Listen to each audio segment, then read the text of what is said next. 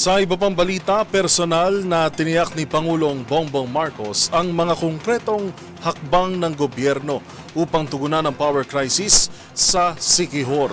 Kabilang narito ang pagkomisyon ng modular generator set mula sa Palawan Electric Cooperative o PALECO. Magbabalita si Leth Narciso. Kasama ang mga opisyal ng Department of Energy, binisita ni Pangulong Ferdinand Marcos Jr. ang isla ng Siquijor sa gitna ng nararanasang power crisis doon. Kasabay ng pag-iinspeksyon at pag-assess sa sitwasyon, tiniyak ng Pangulo sa mga residente na may ginagawang mga hakbang ang pamahalaan para masolusyonan ang problema sa supply ng kuryente sa lalawigan.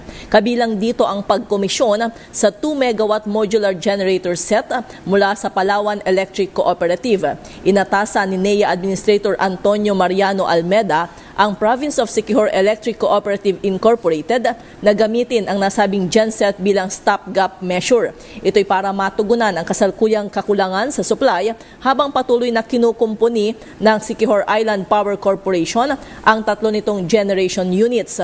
Nakipagpulong rin si Pangulong Marcos kay Governor Jake Vincent Villa at iba pang lokal na opisyal para talakayin ang iba pang agarang hakbang para maresolba ang problema at makapagbigay ng pangmatagalang solusyon na tutugon sa tumataas na demand sa kuryente sa Siquijor. 6 months from now, we will guarantee that there will be a long-term solution. Hindi na itong patsi-patsi na ating kailangan na napilitan natin gawin ngayon.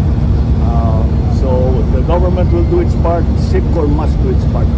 Para sa MBC TV Network News, ito si Leth Narciso, una sa Pilipinas, una sa Pilipino.